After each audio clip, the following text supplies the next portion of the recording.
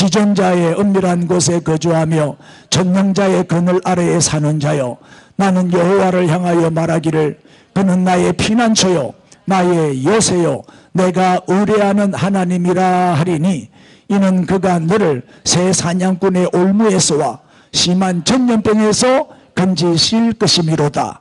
그가 너를 그의 깃으로 덮으시리니 내가 그의 날개 아래에 피하리로다. 그의 진실함은 방패와 손방패가 되시나니, 너는 밤에 찾아오는 공포와 낮에 날아드는 화살과 어두울 때 퍼지는 전염병과 밝을 때 닥쳐오는 재앙을 두려워하지 아니하리로다. 1000명이 내 왼쪽에서 10,000명이 내 오른쪽에서 엎드러지나 이 재앙이 내게 가까이 하지 못하리로다. 오직 너는 똑똑히 보리니 악인들의 보응을 내가 보리로다. 내가 말하기를 여호와는 나의 피난처시라 하고 지존자를 너의 거처로 삼았으므로 화가 내게 미치지 못하며 재앙이 내 장막에 가까이 오지 못하리니, 그가 너를 위하여 그의 천사들을 명령하사 내 모든 길에서 너를 지키게 하심이라. 아멘. 보세요. 지존자의 은밀한 곳에 거주하며 전능자의 그 그늘 아래 사는 자요, 그는 나의 피난처요 나의 요새요. 우리가 하나님께 피하면, 하나님을 피난처로 삼으면 안전하다 이 말이에요. 주일날 예배 드리러 오는 것은 뭐겠어요? 하나님을 나의 피난처로 삼는다는 거죠. 하나님을 의뢰하기 위해서. 맞습니까? 재앙이 가까이 오지 못할 줄 믿습니다. 인사합시다. 하나님이 지켜주십니다.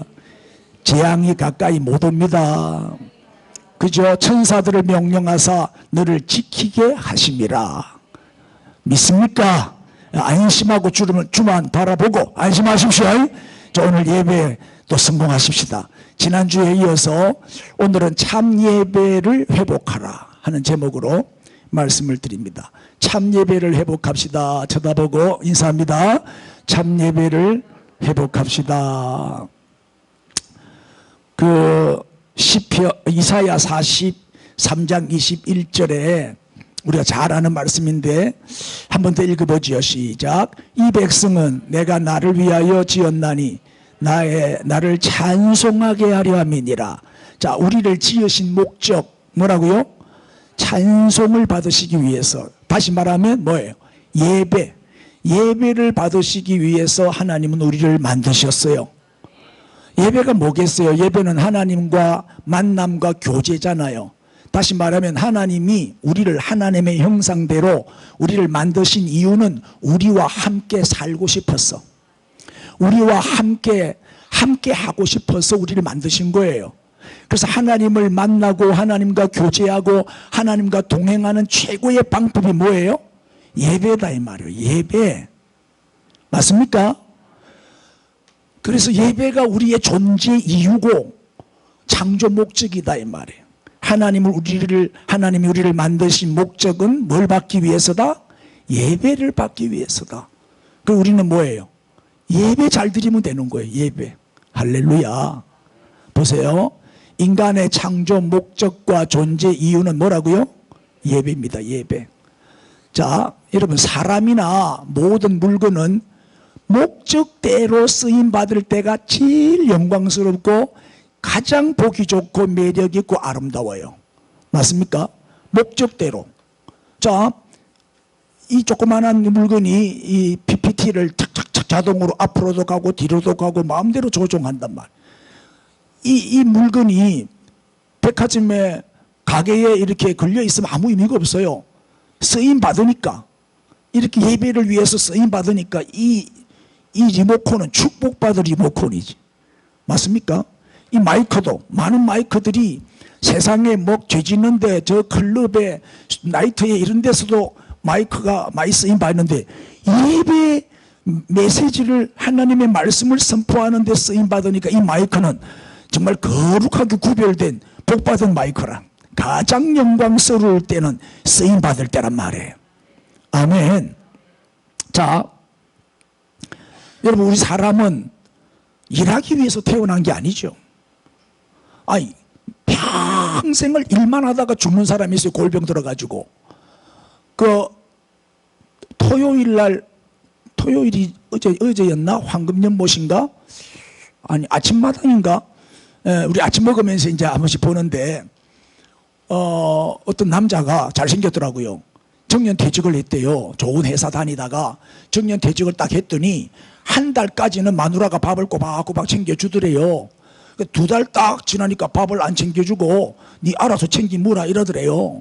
3달 딱 지나니까 막 집안에 냉기가 흐르는데 쳐다보지도 않고 사람을 완전히 막 구박을 하기 시작하는데 못 견디겠더래요. 3달을 버티다가 도저히 견딜 수가 없어가지고 아파트 경비로 취직을 했대요. 그래가지고 돈을 벌어오니까 이제서 밥을 차려준대요. 그래서 내가 일하는 기계냐고, 내가 뭐 일하기 위해서 이 땅에 태어났냐고, 그러면서 막 그 은퇴한 사람들의 그 고충을 얘기를 하는데, 우리 집사람 보고 만약에 네가 그랬다면 너는 내한테 벌써 맞아 죽었다 내가. 웃으면서 했지만 실제로는 또 한 대도 못 때려. 근데 너무 비참하잖아요. 사람이 그렇게 살다가 골병 들어가고 병 들어 죽는 게 우리가 이 땅에 태어난 목적입니까? 자, 늙고 병들면 가치 없다고 쓰레기 취급하잖아요. 그게 유물론이죠. 유물론은 사람을 물질로 보기 때문에 가치 없으면 쓰레기통에 버리는 거예요. 고장나면 버리고 쓸모없으면 갖다 버리는 거예요. 이게 북한의 공산주의 유물론이 나니까 우리는 일하기 위해서 태어난 존재가 아니에요. 예배 드리기 위해서 태어난 존재지. 예배가 가장 가치 있는 일이다 이 말이에요. 우리는 죽을 때까지 일하다가 죽으면 안 돼. 예배 드리다가 죽어야지. 아멘. 그래 하나님이 또 노동도 일도 하나님이 주신 축복이니까 건강도 주시고 직장도 주시니까 삶의 수단으로 주신 거니까 열심히 해야 되지만 늙고 병들어가지고 돈 못 벌어온다고 정년퇴직 평생을 미기 살렸는데 정년퇴직했다고 그렇게 구박하면 되겠어요? 빨리 부인들 대답 안 할 거예요? 그러면 안 되지. 여러분 우리가 자 보세요. 목사는 설교할 때 얼마나 영광스러워요. 목사가 설교를 못한다. 여러분 저 수도권에 올라가 보세요. 목사님들 중에 택시 기사가요 한 4, 5천 명 될 거예요. 서울에만. 목회 못해요. 교회가 없으니까, 교인들이 없으니까, 설교할 강단이 없으니까 택시 기사 하는 거예요. 또 자립이 안 되고 하니까 목사님들이 밤마다 또 대리기사 나가는 목사님도 많아요. 내 친구도 그런 목사 있거든요. 얼마나 마음이 아파요. 목사는 강단에 서서 말씀 선포할 때가 제일 매력 있고, 뭐 매력이 없어요? 제일 아름답고 제일 멋진 거예요. 그렇죠? 의사도 막 요새 의사들이 이제 뭐 파업을 처리했더라마는 의사가 치료할 때 의사지 치료 안 하면 무슨 의사가 의미가 있겠어요? 의사가 병원이 안 돼가지고 포장마차 한다. 얼마나 참 마음이 아파요. 예? 의사는 환자를 치료할 때 제일 영광스러운 거예요. 저 언양에 가면 제가 감림산 기도원에 원목하면서 이제 그 주변에 한 번씩 이렇게 바람 쐬러 가면은 언양에 양산 바로 옆에 언양이잖아요. 산 위에 배가 있어요. 산 위에 배. 그래서 그 간판 이름이 산타배 카페요. 배인데 카페라. 그래서 한 몇 번 가봤는데 분위기도 좋고 해서 이름이 산타배라. 왜 산타배냐? 산을 타는 배 이래가지고 산을 타는 배라고 산이 있어요. 여러분 배가 카페 하면 되겠어요? 배는 항해할 때가 가장 영광스럽고 배는 물 위에 떠 있어야 배 아니겠어요? 배가 산 위에 있으면 되겠습니까? 모든 물건이나 사람은 자기 목적대로 자기 사명대로 쓰임받을 때가 가장 아름답고 가장 영광스러운 거예요. 비행기는 하늘을 날 때가 가장 영광스럽지. 에? 어디 가면 비행기 카페도 있어요. 기차 카페도 있고. 기차 카페 가봤어요. 베트남에 단락 갔더니 기차를 갖다가 카페로 꾸며놨는데 아주 멋지게 해놨더라고요. 기차는 달릴 때 가장 아름다운 거 아니겠어요? 그렇다면 우리 사람의 목적이 뭐라고요? 창조 목적이 뭐라고요? 예배. 존재하는 이유가 뭐라고요? 예배. 그러니까 사람은 언제 가장 영광스러운 거예요? 예배 드릴 때. 예배 드릴 때 가장 아름답고 예배 드릴 때 가장 보기 좋고 가장 가치 있고 아멘. 가장 귀한 거예요. 예배. 자, 그 다음 보세요. 인간은 뭐 하기 위해서? 예배하기 위해서 지음받은 존재다 이 말. 그래서 인간은 예배 드릴 때가 가장 영광스럽다는 거예요. 예배보다 더 중요한 일이 있어요? 예배보다 더 가치 있는 일이 있느냐고요? 예배보다 더 우선해야 될 일이 없어요. 예배가 최우선순위가 되어야 돼요. 아멘. 우리가 이렇게 마스크 쓰고라도 예배를 드리는 이유가 뭐예요? 그만큼 중요하기 때문에. 우리 기독교의 본질은 예배잖아요. 이 예배는 교회의 생명이거든요. 예배가 딱 중단되면 그때부터 교회 아닌 거예요. 그 영은 존재할 수가 없어요. 예배를 통해서 우리 영혼이 버티는 거예요. 예배. 하나님은 예배자를 찾으시고 예배자를 만나주시고 예배자에게 복을 부시죠. 지난주에 예배와 축복에 관해서 말씀드렸잖아요. 모든 축복은 뭘 통해서 오더라? 예배를 통해서 오더라. 예배 성공하면 축복 인생 되는 거예요. 자, 나는 누구인가? 나의 정체성을 알아야 돼. 나는 누구인가? 나는 일하는 기계다. 말이 안 되잖아요. 내가 누구냐? 나의 정체성을 알아야 돼. 따라합시다. 나는 예배자입니다. 나는 예배자입니다. 할렐루야. 자, 그렇다면 예배가 무엇인지 지난주에 말씀을 드렸지만은 잠깐 복습을 좀 하겠습니다. 아바드는 섬기다라는 뜻이라 그랬어요. 섬기다. 사하는 엎드린다. 뭐 절한다, 경배한다, 뭐 부복한다 이런 뜻이에요. 이 말은 뭐냐면 노예가 주인에게 하듯이, 노예가 주인을 섬기듯이 우리가 종으로서, 나는 종으로서 나의 주인이신 하나님을 섬기는 것이 예배다 이 말이에요. 노예는 자기 주권, 자기 생각, 자기 고집 없어야 돼요. 자아가 살아있으면 종이 아니에요. 그저 주인이 시키는 대로 절대 복종만 하면 돼요. 그리고 내가 드러나면 안 돼. 주인만 드러나야지. 예배 시간에 목사가 자꾸 자기를 자랑하고 자기를 칭찬하고 자기를 높으면 안 돼요. 주님만 높여야 돼요. 주님만 나타나야 돼요. 아멘 아멘. 하나님께만 영광을 올려드려야 돼요. 그 영광을 내가 가로채면 안 돼. 이게 예배예요. 나의 모든 주도권을 이양합니다. 내 뜻은 아무 상관없어. 하나님의 뜻이 이루어져야 돼. 하나님의 뜻이 중요한 거죠. 그래서 하나님의 관심사가 내 관심사가 되어야 되고, 하나님의 비전이 나의 비전이 되어야 되고, 하나님의 뜻이 내 뜻이 되어야 되고, 아멘.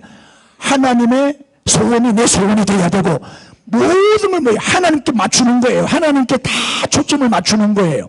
나의 모든 주도권을 넘겨드립니다. 나는 절대 복종하겠습니다. 순종하겠습니다. 주님만 영광을 받으시옵소서. 이게 예배다 이 말이에요. 이해가 잘 되죠? 그러니까 뭐 쉽게 말하면 하나님이 주인 되고 나는 종 되는 거예요. 내 고집대로 내 생각대로 하면 안 돼요. 나는 종이 되고 하나님이 내 주인이 되는 거예요. 뭐 다윗이 지난번에 오베데돔 법궤 옮기는 설교했잖아요. 하나님이 복 주시는 사람 다윗에 대해서 우리가 공부할 때 다윗이 법궤를 모시고 올 때의 태도를 배웠죠. 어떻게? 막 춤을 추며 막 기뻐 뛰며 나팔을 불고 막 바지가 내려갈, 뭐 그때 바지 입었는지 모르겠습니다만은 하체가 드러날 정도로 옷이 다 벗겨질 정도로 성령 충만해가지고 기뻐 뛰며 법궤를 모시고 오잖아요. 그때 다윗이 입은 옷이 무슨 옷이었죠? 베에봇을 입었더라. 지금 다윗은 신분이 뭐예요? 왕이지만 왕복 입지 않았어요. 왕복을 벗고 계급장도 떼고 자존심도 버리고 체면도 버리고 내가 왕이네 하고 목에 힘주지 않았다니까요. 겸손하게. 베에봇은 평민이 예배할 때 입는 옷이거든요. 평민들이, 일반 백성들이 하나님 앞에 나아갈 때 예배 드릴 때 입는 예배의 옷이 베에봇이에요. 베옷을 입는다는 회개를 의미하잖아요. 하나님 앞에 나갈 때 우리가 회개하면서 나가야지, 겸손하게. 그러니까 다윗이 백성들에게는 왕이지만 계급장, 체면, 자존심 다 왕복, 권위, 왕관까지 다 벗어 내려놓고 베에봇을 입고 겸손하게, 나는 종입니다. 당신은 나의 주인이십니다. 하나님 당신만 나타나십시오. 당신만 영광을 받으십시오. 하나님만 높임을 받으소서. 하나님께 영광 돌리는 그 장면을 우리가 상상할 수 있죠. 얼마든지 연상이 되잖아요. 얼마나 멋진 그림입니까 그 그림이. 이게 예배다. 그 다음에 헬라어로서는 프로스키네오라는 단어가 뭐라고 그랬죠? 입을 맞추는다. 입을 맞추는 거는 뭐예요? 사랑한다는 거잖아요. 발에다가 입을 맞추고 볼에다가 입을 맞추고 뭐 키스하라는 것은 아니에요. 입을 맞춘다는 거는 내가 사랑합니다, 존경합니다 의미를 담고 있잖아요.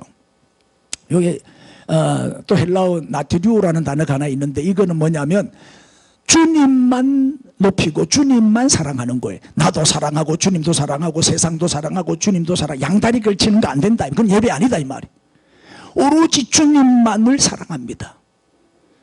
딱 유일하신 주님만 사랑합니다. 고백하는 것이 예배다 그 말이에요. 예를 들면 마리아가 옥합 그 나드 한 근이죠. 나드 한 근 그 향유를 예수님 발에다가 다 부어드렸어요. 그게 얼마나 했죠? 300데나리온이에요. 300데나리온이면은 노동자 1년치 연봉이에요.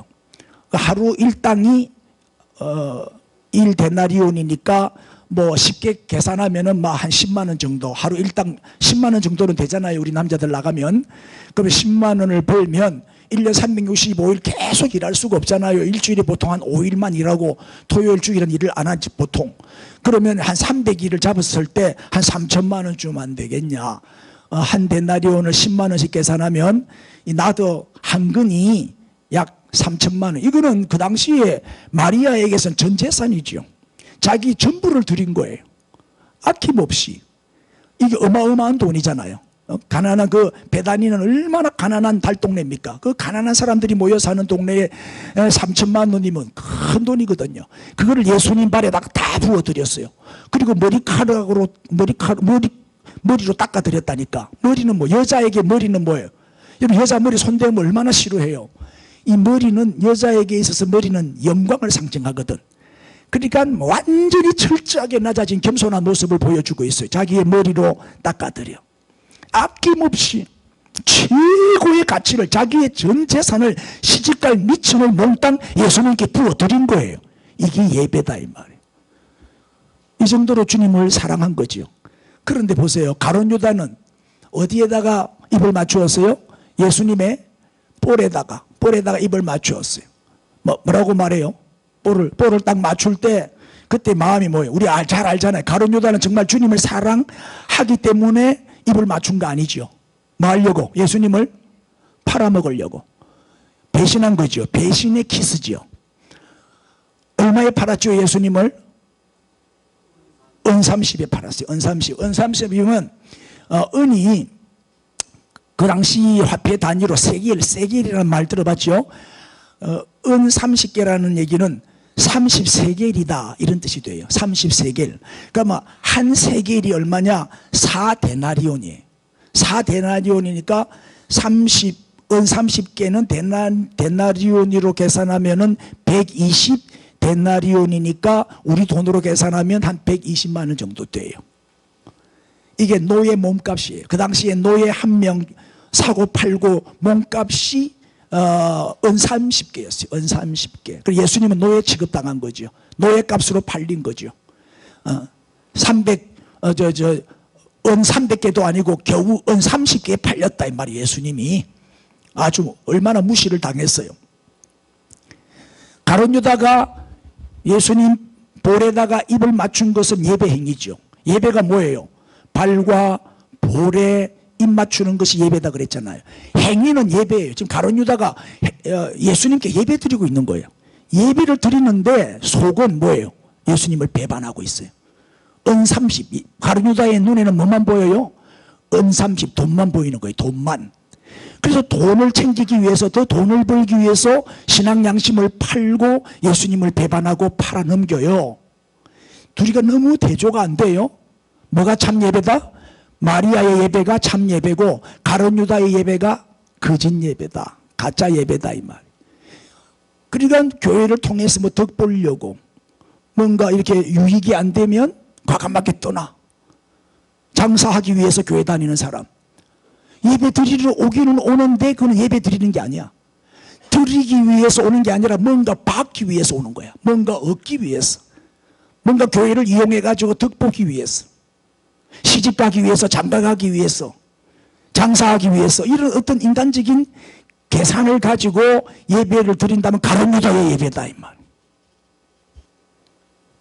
그 다음 워십은 워스 가치라는 뜻이라고 그랬죠. 최고의 가치를 드리는 행위다 이 말이에요. 아까 설명했죠. 마리아는 얼마? 300데나리온. 가룟 유다는 드리는 게 아니라 은 30개, 그 꼴랑 은 30개 벌려고 예수님을 배반했어요. 마리아는 자기의 전 재산을 다 드렸어요. 최고의 가치를 드렸다. 자, 이렇게 정리를 해보면 예배가 어떤 것이다. 잘 정리가 되겠죠. 예. 자, 예배에 대해서는 그만큼만 설명하고 이제 참 예배를 회복해야 되는데, 첫째, 시작. 영성과 지성을 회복하라. 영성과 지성을 회복하라. 이 무슨 말이에요? 오늘 읽은 본문에 시작. 하나님은 영이시니 예배하는 자가 영과 진리로 예배할지니라. 자, 영과 진리가 나와. 영과 진리. 자, 영이 뭐예요? 영. 영은 성령으로 드리는 예배죠. 영성을 말해요. 영성. 성령 충만한 예배. 성령이 이끄는 예배. 성령이 인도하는 예배예요. 내가 예배를 인도하면 안 돼요. 성령님이 예배를 인도하도록 성령님에게 모든 주도권을 내어드려야 돼요. 그리고 거룩한 무질서가 일어나야 되고 성령님이 이 가운데 운행하셔야 이게 영의 예배다. 영의 예배. 성령으로 드리는 예배다 이 말. 그런데 진리가 뭐죠? 진리는 지성을 말해. 지성, 즉 말씀. 진리이신 예수의 복음이 바르게 선포되는 예배. 자, 복음이 뭐예요? 예수님의 십자가와 부활. 진리가 누구예요? 예수님. 그래서 예수님이 증거되지 않는 예배는 그거는 예배가 아니다. 복음이 선포되지 않는 예배는 그거는 참 예배가 될 수가 없다. 그리고 영성과 지성, 이게 조화를 이루어야 되고 균형이 잡혀야 돼요. 한쪽으로 치우치면 안 되죠. 그래서 성령과 말씀이 조화되고 균형이 있는 예배. 두 날개. 한쪽으로 치우치면 안 돼. 자, 보세요. 성령만 계속 강조하면 어떻게 돼요? 저 잘못됐네. 성령만 계속 강조하면 신비주의가 되겠죠. 말씀만 계속 강조하면 뭐가 되겠어요? 이성주의가 잘못됐어요. 그죠? 거꾸로 아주 오타가 나왔네. 자, 성령만 강조하면 신비주의가 되고 말씀만 강조하면 이성주의가 됩니다. 한쪽으로 치우치면 안 된다. 반드시 균형을 이루어야 된다. 자, 이해가 됐습니까? 그러니까 영으로 드리는 예배는 무슨 얘기예요? 형식적인 예배를 드리지 말라는 거예요. 때우는 예배, 습관적인 예배, 교회만 출입하고 1시간 예배 드렸다. 그건 예배가 아니다 이 말. 성령 충만한 예배를 드려라. 다시 말하면 하나님의 영과 인간의 영이 만나는 예배, 하나님의 임재를 경험하는 예배를 드려야 되는 거예요. 또 그러니까 한마디로 말하면 뭐예요? 머리는 어떻게? 차갑게, 가슴은 뜨겁게. 머리의 이성도 중요하죠. 덮어놓고 믿으면 안 돼요. 펴놓고 믿어야지. 아멘. 그래서 진리의 말씀이 바르게 선포되는 예배. 말씀이 있어야, 내용이 있어야 돼. 거기다가 성령님이 강력하게 임하시고 역사하셔야 돼요. 자, 밀가루만 가지고는 음식을 만들 수가 없어요. 밀가루에 반드시 뭐예요? 물이 섞여야 돼. 물과 밀가루가 반죽이 될 때 뭐 수제비도 만들고 칼국수도 만드는 거예요. 말씀과 성령이 따로 놀면 안 돼. 항상 같이 말씀과 성령이 함께. 제가 개척하면서 동탄에서 개척하면서 시간이 많이 남으니까 짬짬이 이제 건강에 관한 책들을 좀 많이 봤어요. 대체의학 공부도 하고 학원에도 다니고. 내가 몸이 안 좋아서 좀 고생했기 때문에 건강에 관심이 많아가지고 공부를 했는데 어느 의사가, 유명한 의사가 죽게 된 거예요. 그래서 자녀들이 너무나 유명한 의사이기 때문에 아버지 마지막 남길 유언이 뭡니까? 우리에게 아버지가 이렇게 훌륭한 의사가 될 수 있었던 그 비결, 그 많은 환자들을 그렇게 잘 치료할 수 있었던 그 원리가 있을 거 아니냐고, 그거 가르쳐주고 가시라고. 그랬더니 딱 한마디 하고 돌아가시더래. 두한종열. 두한종열. 머리는 차갑게 해라. 발은 따뜻하게 해라. 그러면 만병이 사라진다. 항상 머리는 차갑게 해라. 발은 따뜻하게 해라. 그게 건강의 비결이고 장수의 비결이다. 그래서 족욕이 중요하고 반신욕이 중요한 거. 아랫도리는 따뜻하게, 윗도리는 차갑게. 그것만 잘 해주면 그 겨울에도 아랫도리는 내복 입고 윗도리는 난닝구만 입고. 말기 알아들어요? 잠잘 때 양말을 2켤레 신고 자면 건강에 너무 좋아요. 그리고 깝깝해서 여러분들은 배만 뜯고 아랫도리는 다 벗고 자잖아. 그게 건강에 굉장히 해롭다 이 말. 건강 강의까지 해줍니다 내가 친절하게. 자, 첫째, 영성과 지성을 회복하라. 잘 정리가 되었습니까?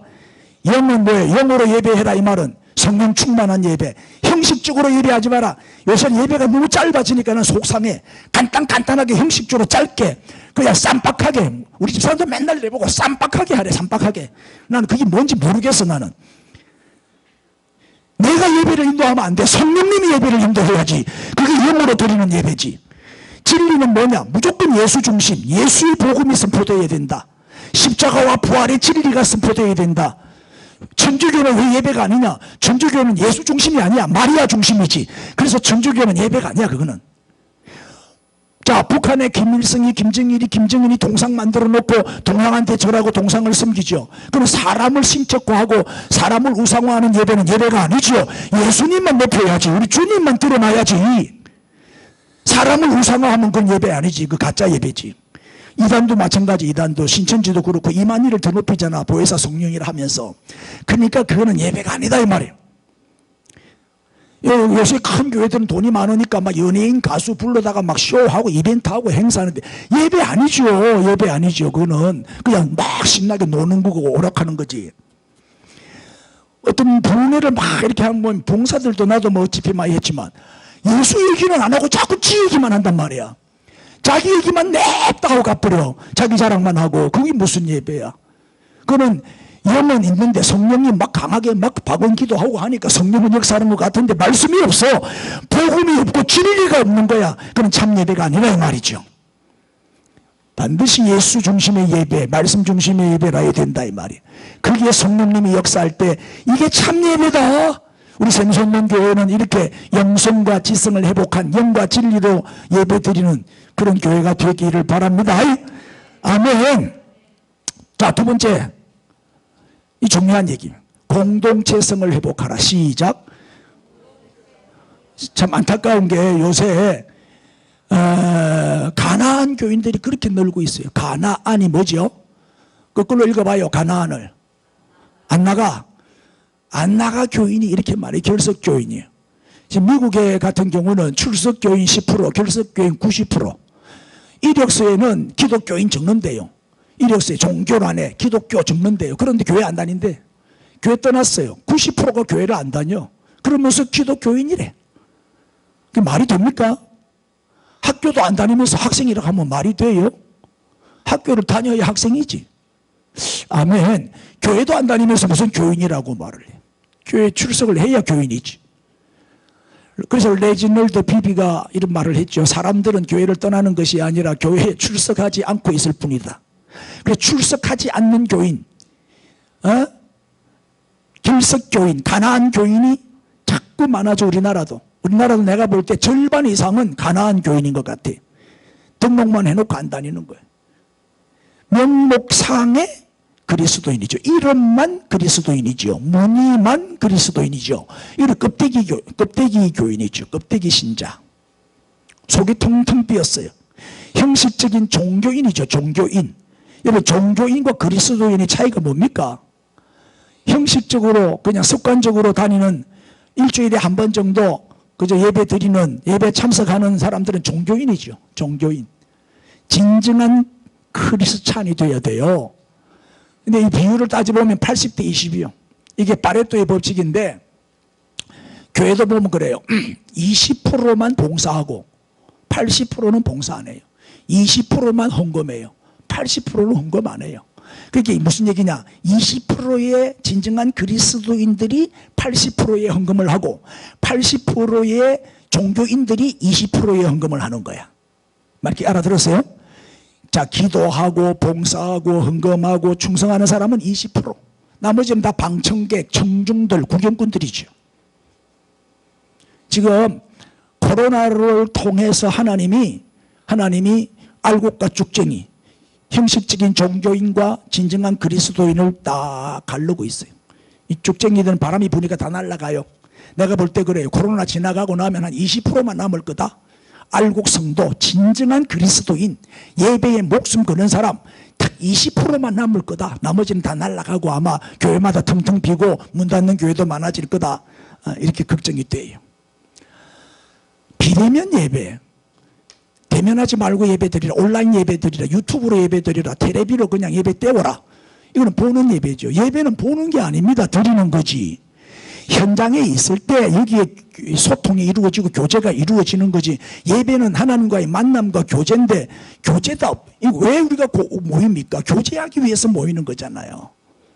은혜는 전념됩니다. 코로나만 전념되는 게 아닙니다. 은혜도 전념이 돼요. 여러분, 기도 열심히 하는 사람 옆에 앉아서 같이 기도해봐요. 같이 기도 문이 열리지. 방언하는 사람 옆에 앉아서 같이 기도해봐요. 같이 방언이 터지지. 이게 얼마나 중요한데, 소통이 이루어져야지.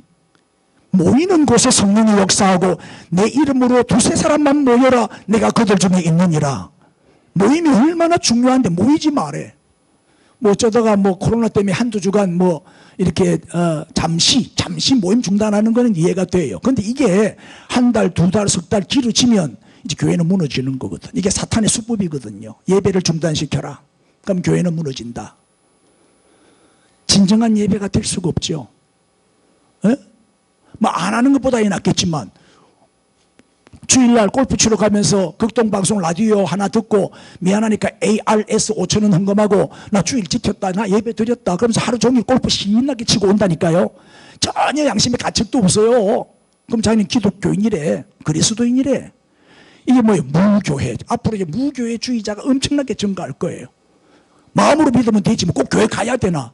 그러면 수백억 들여갖고 수십억 들여가지고 교회를 그렇게 크게 지어놨는데 교회 필요 없다. 이제 교회가 어떻게 되겠어요? 문 닫지 이제.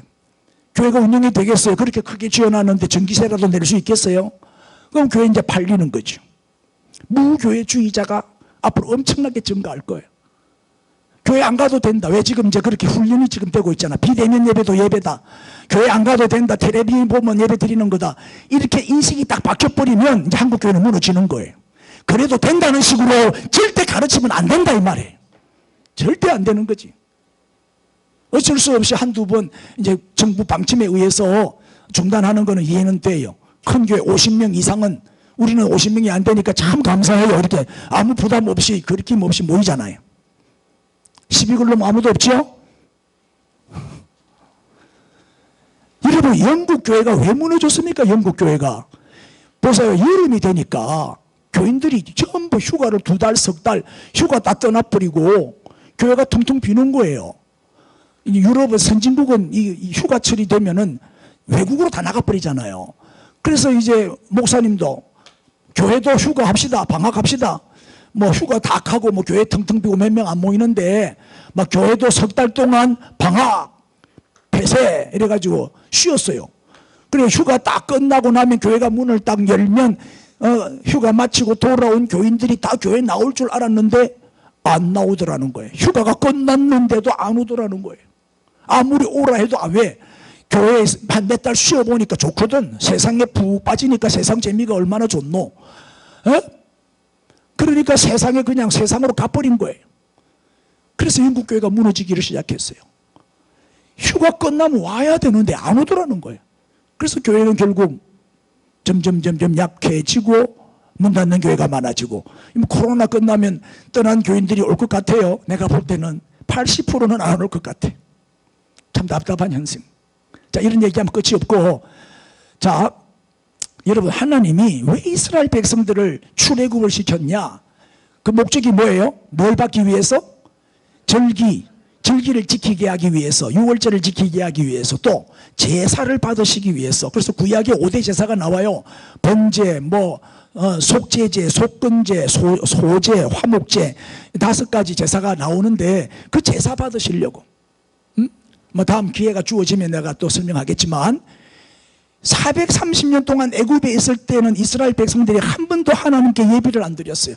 유월절을 안 지켰어요. 그게 너무 안타까워가지고 하나님은 예배를 받으시려고 출애굽을 시킨 거예요. 그걸 분명히 아셔야 돼요, 목적이. 그런데 어디에서 예배를 드렸어요? 성막. 그래서 제일 먼저 모세에게 성막을 만들어라 지시를 해서 광야에 나오자마자 제일 먼저 한 일이 성막 만드는 일이었어요. 그래서 성막을 만들어 놓고 거기서 절기를 지키고 제사를 드렸다 이 말이에요. 그래서 광야의 이스라엘 백성들은 40년 동안 뭘 중심으로 살았어요? 성막 중심으로 살아서 성막이 삶의 중심이었어요.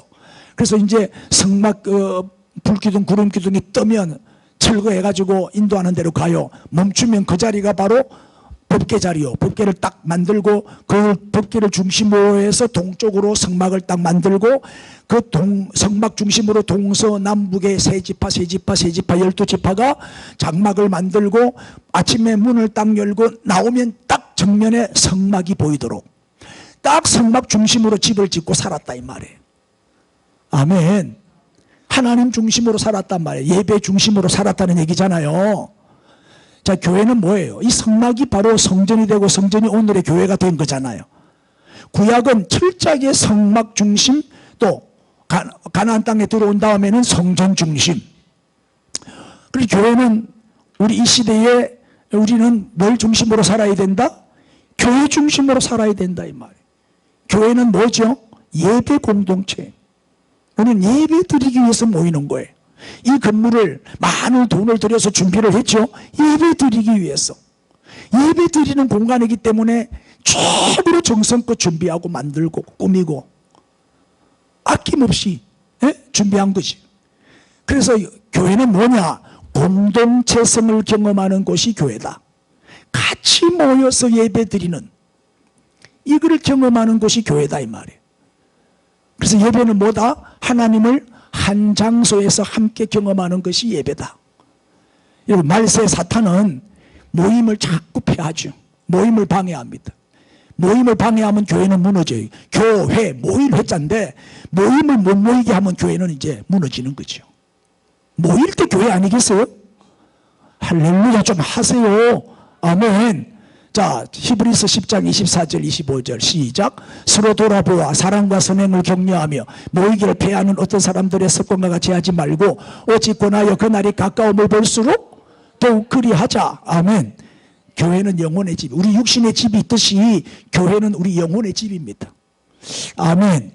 여러분, 육신만 귀하고 영혼은 안 귀합니까? 영혼이 더 귀하지. 육신의 집보다 교회가 더 좋아야지. 육신의 집에 가는 것보다 교회 오는 걸 더 좋아해야지. 영혼의 집인데.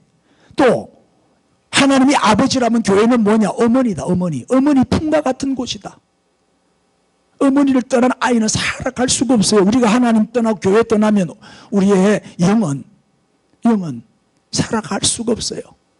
우리의 영혼을 살찌우고 우리 영혼에게 안식을 주고 우리 영혼을 건강하게 하고 우리 영혼이 쑥쑥 자라고 성장하는 곳은 교회다 이 말이죠.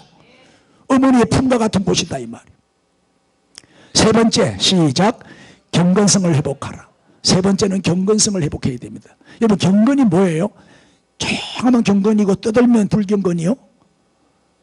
에? 묵상 기도하면 경건한 기도고 방언 기도하면 불경건한 기도요? 아니죠. 경건의 의미를 알아야 돼요. 경건한 예배라는 것은 하나님의 임재를 경험하는 예배다 이 말이에요. 아멘. 반드시 경건한 예배는 경건한 삶으로 연결되어야 돼요. 삶이 없는 예배는 죽은 예배지. 그건 가짜 예배입니다. 예배를 마치고 난 다음에는 우리 가정에서, 직장에서, 사회에서 이 예배의 삶이 연결되어야 돼요. 할렐루야. 예배의 삶을 살아야 되고 현장, 생활 현장에서 예배의 삶을 살아야 돼. 그래서 삶의 변화가 없는 예배, 나는 30년, 40년을 예배 드려도 하나도 바뀐 게 없다. 그건 예배 드린 게 아니야. 거짓 예배지. 변화가 일어나야 됩니다. 정말 예수님을 닮아가야 돼요. 그래서 따라합시다. 예배의 마침은 섬김의 시작이다. 자, 보세요. 창세기 5장 24절에 에녹이 하나님과 뭐 하더니 300년 동안 하나님과 동행했어요. 그랬더니 하나님이 그를 데려가서 세상에 있지 아니하였더라. 성천한 거예요. 최초로 성천한 사람이 에녹이에요. 에녹은 죽지 않고 육신을 가진 그대로 천국에 갔어요. 우리가 나중에 천국 가면 에녹을 만나게 될 거예요. 아멘. 그 300년 동안 동행했다는 말이 뭐예요? 하나님과 같이 살았다 그 말이잖아요. 하나님이 우리를 창조하신 목적이 뭐라고요? 우리와 같이 살기 위해서 우리를 만들었단 말이에요. 이게 하나님과 동행하는 거예요. 예배의 삶을 살았다 그 얘기. 에녹은 예배의 삶을 살았어요. 늘 하나님과 동행하고 하나님과 함께 했다 이 말이에요. 너무 좋아서 데려가 버렸어요. 봐보세요. 우리 주변에도 너무 착하고 신앙 좋은 사람이 먼저 죽어요. 못되고 악하고 악바리들이 오래 살아요. 지독해가지고 이건 죽지도 않아요. 그러면서 악한 일을 많이 해요. 나 그거 보면 하나님의 뜻이 분명히 있을 거예요. 거기 오래 살고 싶으세요? 그럼 악하게 살면 돼. 우리 장모님은 65세 천국 갔어요. 천사요.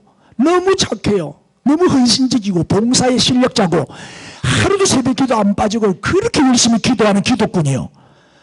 얼마나 자기는 나를 결사적으로 반대했는데 장모가 나를 좋아해가지고 내가 우리 집사람하고 결혼하는데 성공했다니까.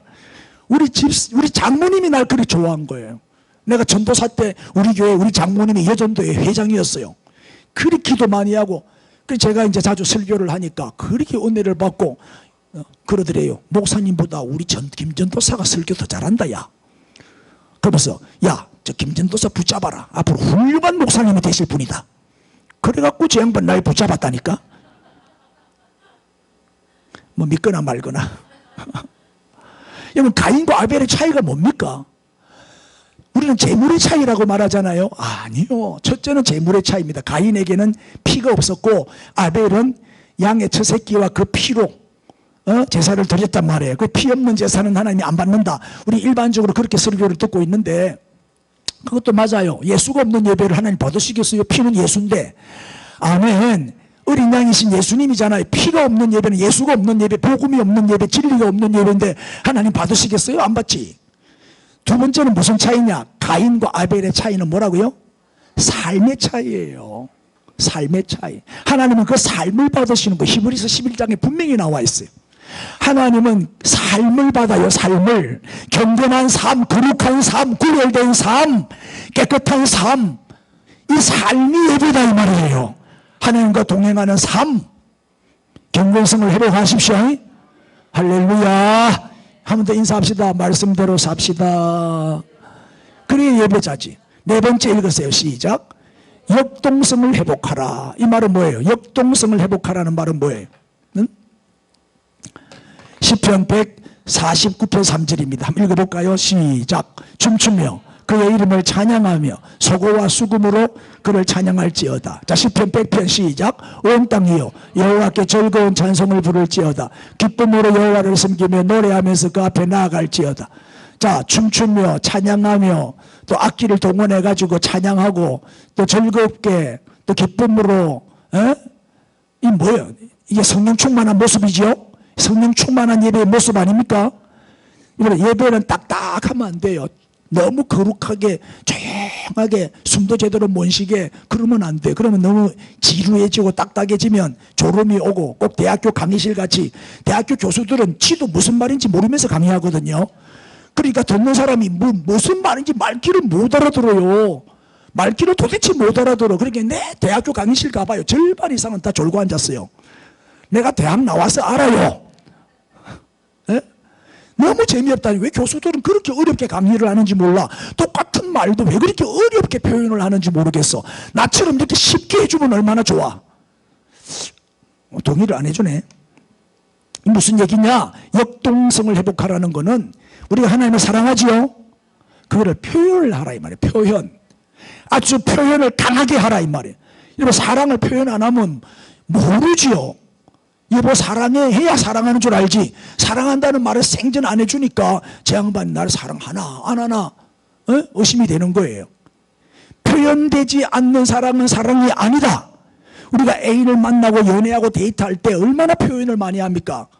생글생글 웃어주지, 쳐다봐주지, 손잡아주지, 안아주지, 뽀뽀해주지. 이 다 사랑을 표현하는 거잖아요. 선물 내주지, 맛있는 거 사주지. 이게 다 사랑을 표현하는 거 맞아요? 정말 우리가 하나님을 사랑한다면 표현을 좀 하세요. 표현. 손을 들고 찬양한다든지, 박수를 치며 찬양한다든지, 춤을 추며 찬양한다든지, 아낌없이 헌신하고 기쁨으로 드리고, 이렇게 헌금하는 것도 사랑을 표현하는 거잖아요. 주님을 사랑 안 하면 헌금 안 해요. 주님을 사랑하니까 헌금하는 거지. 선물도 하고, 아멘. 황금과 유황과 몰약을 왜 드리겠어요? 아낌없이 드리는 거예요. 사랑하기 때문에. 이게 사랑의 표현이라 이 말이에요. 그리고 교회 올 때 빈손으로 오지 말라 해서 여러분 많고 적고를 떠나서 하나님이 내게 주신 은혜대로 빈손으로 오면 안 돼. 예배는 희생이잖아요. 헌신이잖아요. 손해보는 게 예배라니까요. 지난주도 말했지만 받으러 오는 게 아니라 받은 은혜가 너무 감사해서 드리러 나오는 게 예배다 그랬잖아요. 시간을 드리고 물질을 드리고 마음을 드리고 재능을 드리고 이렇게 봉사하고 이렇게 하는 게 다 드리는 거잖아요. 할렐루야. 예? 자, 하비콕스라고 한 사람이 한 말인데, 기독교의 예배가 축제성을 상실한 때부터 죽음의 신학이 나왔다 그랬어요. 뭐냐면 예배는 축제가 돼야 된다. 근데 대부분의 교회들 가보면, 특별히 보수교단, 고신척, 합동척은 아주 꼴통 보수인데 예배가 너무 조용해요. 예배가 너무 조용해. 성령의 은사를 부인하고 성령의 역사를 이렇게 제한하는 교회들이 많고, 방언 기도하면 나가! 방언 기도하지 마! 주여 삼창하면 하나님 기먹었나? 조용히 기도해. 막 소방수 역할을 하는 거야. 쉬쉬 물 뿌리는 거야. 그 예배가 조상집 분위기가 돼버려. 조상집 분위기. 다 인상 쓰고 앉아가지고. 여러분 지금 인상 쓴 사람 아무도 없지요? 뭐 마스크를 쓰는 잘 모르겠네. 다 웃고 예배 드리죠? 표현을 하세요. 표현을. 하나님 사랑합니다. 표현을. 봉사하는 게 뭐겠어요? 충성하고 헌신하고 헌금하고 봉사하고 예배 드리고. 여러분 주일날 예배 드리려면 가게 문 닫아야 돼요. 손해봐야 돼요. 손해보는 게 예배라니까요. 손해보는 거, 가게 문 닫고, 뭐, 이런 많은 손해를 감수하고 우리가 예배를 드리러 나오잖아요. 그래서 예배는 뭐다? 조상집이 아니고 잔치집이 되어야 된다. 역동성이 넘치는 축제가 되어야 한다. 그런데 하나님이 거절하는 예배가 있어요. 말라기 1장 13절 이하에 보니까 예배를 번거롭게 여기는 사람, 예배를 귀찮아하고 코웃음 치고 예배를 무시하고 소홀히 하고, 예배 안 드려도 돼, 코로나 때는 예배 안 드려도 돼, 비대면 예배해, 예배를 아주 무시하고 행정명령 내리고, 그 행정명령 내리는 국무총리가 안수집사요. 그 손 엉터리 날라리 안수집사지. 그 예배를 지켜줘야지. 그 예배를 자꾸 무너뜨리면 되겠어요? 그리고 병든 거, 저는 거, 훔친 물건, 사기친 거, 그런 걸 가지고 헌금하지 마라. 그런 보물을 가져오면 내가 받겠냐? 안 받지. 알아들으세요? 14절 흠 있는 재물 하나님이 안 받는다 그랬어요. 그래서 옛날 목사님들은 헌금할 때 헌돈은 하지 말고 새돈만 헌금해라. 구겨져 있거나 다리미로 다려갖고 드려라. 막 이런 식으로 가르치기도 했어요. 흠 없는 걸로 깨끗한 걸로 골라서 헌금해라. 그 마음이니까. 그 다음에 이런 자는, 흠 있는 재물을 드리는 자는 저주를 받을 것이다. 하나님이 거절할 정도가 아니다. 저주가 임한다. 저주가. 또 보세요. 이사야 1장 12절 이하에 보면은 마당뜰만 밟지 마라. 어떤 사람이 마당뜰만 밟고 가나? 13절 헛된 재물을 가져오지 마라. 헛된 재물이 뭐예요? 사기치 가지고 더 번 돈, 몸 팔아서 번 돈, 또 뭐요? 앞에 우리 봤잖아. 앞에 뭐라고 돼 있어서, 또 병든 거, 저는 거, 이런 헛된 재물 가져오지 마라. 그러고 또 뒤에 보세요. 성회와 아울러, 이 말은 예배죠. 예배와, 여기 월삭, 안식일, 대회 다 예배입니다. 예배와 아울러 악을 행하는 것을 내가 견디지 못하겠노라. 악을 행하면서 드리는 예배 하나님이 거절하신다 이 말. 14절 싫어한다. 이런 예배는 내가 싫다. 그냥 우리가 예배를 드릴 때 하나님이 받으시는 예배, 하나님이 원하시는 예배, 하나님이 기뻐하시는 예배가 되어야 돼요. 가짜 예배 말고, 형식적인 예배 말고 참 예배를 드려야 된다 이 말이에요. 참 예배를 회복하라. 할렐루야. 마지막 십계명 한 번 더 읽고 마칩시다. 1. 시작. 지각하지 말라. 2. 껌을 씹거나 잡담하지 말라. 3. 찬송과 기도와 아멘 큰 소리로 하라. 4. 뒷자리는 비워둬라. 5. 헌금 시간을 두려워 말라. 6. 목사나 설교를 평가하거나 비난하지 말라. 7. 다른 것은 보지 마라. 8. 졸거나 눈을 감지 마라. 9. 핸드폰에 전원을 꺼라. 10. 축도 후에 나가라. 다 일어나세요. 참예배를 오늘 회복시켜 주옵소서. 우리 기도하는데, 자, 4가지 공부했지요. 첫째, 뭘 회복하라? 영성과 지성을 회복하라. 영과 진리로 예배를 드려라. 두 번째는요, 공동체의 성을 회복하라. 모이기를 힘써라. 모여서 예배해라. 아멘. 왜 아멘 안 해? 모여서 예배하라. 두세 사람이라도 모여라. 세 번째, 뭘 회복하라?